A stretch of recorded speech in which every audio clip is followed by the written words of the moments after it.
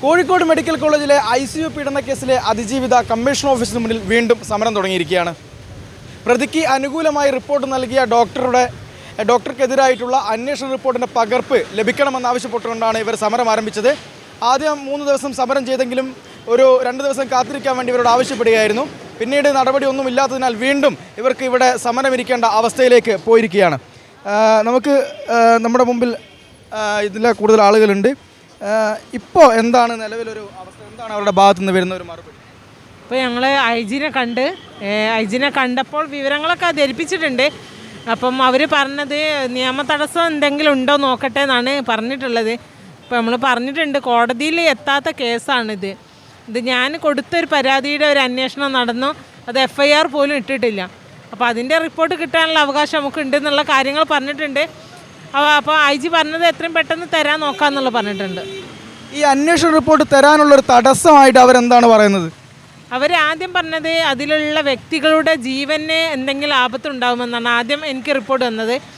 പിന്നെ പറഞ്ഞു നിയമ തടസ്സം എന്തെങ്കിലും ഉണ്ടാകും, കോടതിയിലുള്ള കേസല്ലേ എന്നൊക്കെ പറഞ്ഞു. അങ്ങനെയൊക്കെയാണ് പറഞ്ഞിട്ടുള്ളത്. വ്യക്തമായിട്ടൊരു മറുപടി അവർ പറഞ്ഞിട്ടില്ല. എനിക്ക് തോന്നുന്നു ഈ ഡോക്ടർക്കെതിരായി, വനിതാ ഡോക്ടർക്കെതിരായിട്ടുള്ള അനുകൂലമായിട്ടാണ് അന്വേഷണ റിപ്പോർട്ട് വന്നത്. ഈ എതിരായുള്ള അന്വേഷണത്തിൽ ഈ ഡോക്ടറെ അനുകൂലിക്കുന്ന രീതിയിൽ അല്ലെങ്കിൽ ഡോക്ടർക്ക് അനുകൂലമായ രീതിയിലുള്ളൊരു അന്വേഷണ റിപ്പോർട്ട് ആയിരിക്കും എന്നൊരു ചിന്താഗതി ഉണ്ടോ? ഇല്ല, അതിൽ എനിക്ക് അനുകൂലമായിട്ട് ചിലപ്പോൾ എന്തെങ്കിലും ഉണ്ടായിട്ടിരിക്കാം. അതായിരിക്കും ഇവർ റിപ്പോർട്ട് പിടിച്ചു വെക്കുന്നതെന്നാണ് എനിക്ക് തോന്നിയിട്ടുള്ളത്. അതായത് ഈ റിപ്പോർട്ട് പുറത്തു വന്നാൽ ഒരുപക്ഷെ താങ്കൾക്ക് അനുകൂലമായ കാര്യങ്ങൾ എന്തെങ്കിലും ഉണ്ടായിരിക്കാൻ സാധ്യതയുണ്ട്, അതുകൊണ്ടായിരിക്കാം അവർ പിടിച്ചു വെക്കുന്നുള്ള ഒരു സംശയമാണ്.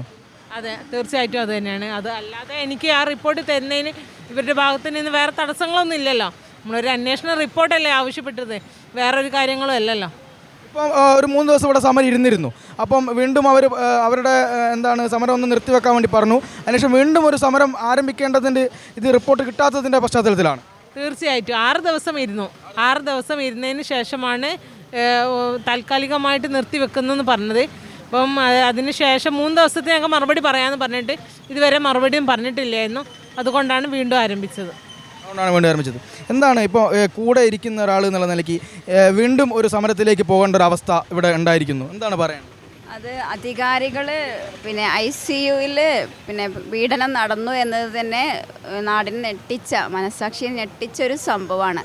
അപ്പോൾ അത്തരം ഒരു ട്രോമയെ അതിജീവിച്ച ഒരു യുവതി നിരന്തരം നീതിക്ക് വേണ്ടി ഈ പൊരിവെയിൽ കാലത്ത് പെരുവഴിയിലിരിക്കുന്നതിന് അത് നമ്മുടെ നാടിന് തന്നെ അപമാനമാണ്. ഈ കുറ്റവാളികൾക്കും കൂട്ടാളികൾക്കും ഒത്താശ ചെയ്യുന്ന സർക്കാരിൻ്റെ നിരന്തര ശ്രമങ്ങൾ നാടിന് അപമാനമാണ്.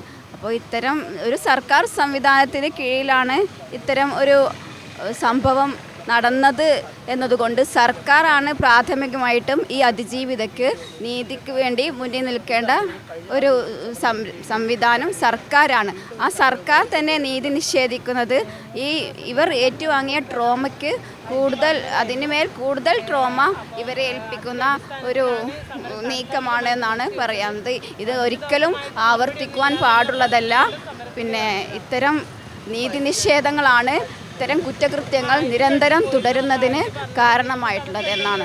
അതുകൊണ്ട് ഈ അതിജീവനം എന്നതിൻ്റെ ആ ഒരു വാക്കിൻ്റെ പൂർണ്ണത തന്നെ നീതി ചേരുമ്പോഴാണ് ഒരു അതിജീവിതയ്ക്ക് പൂർണ്ണമായ അതിജീവനം സാധ്യമാകുന്നത്.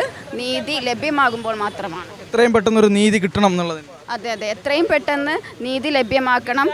ഈ പൂഴ്ത്തിവെച്ച റിപ്പോർട്ട്, ആ സിസ്റ്റർ പ്രീതിക്കെതിരെ ഉള്ള ആ അന്വേഷണ റിപ്പോർട്ട് പുറത്തുവിടാൻ എന്താണ് അധികാരികൾക്ക് തടസ്സം എന്നുള്ളതാണ് ചോദ്യചിഹ്നമായി നിൽക്കുന്നത്. എന്തായാലും ഒരു അതിജീവിതയ്ക്ക് ഒരു വലിയ ഒരു ദുരന്തം നേരിടേണ്ടി വന്ന ഒരു അതിജീവിതയ്ക്ക് നീതി കിട്ടാൻ വേണ്ടി വീണ്ടും സമരമിരിക്കേണ്ട ഒരവസ്ഥയിലേക്ക് ഭരണകൂടം കൊണ്ടുപോകുന്നു. അത്തരത്തിലൊരു അവസ്ഥയിലേക്ക് എത്തിക്കരുത് എന്നതാണ് ഇവരുടെ കൂടെ ഇരിക്കുന്ന ആളുകൾക്കും പറയാനുള്ളത്. ന്യൂസ് കേരള.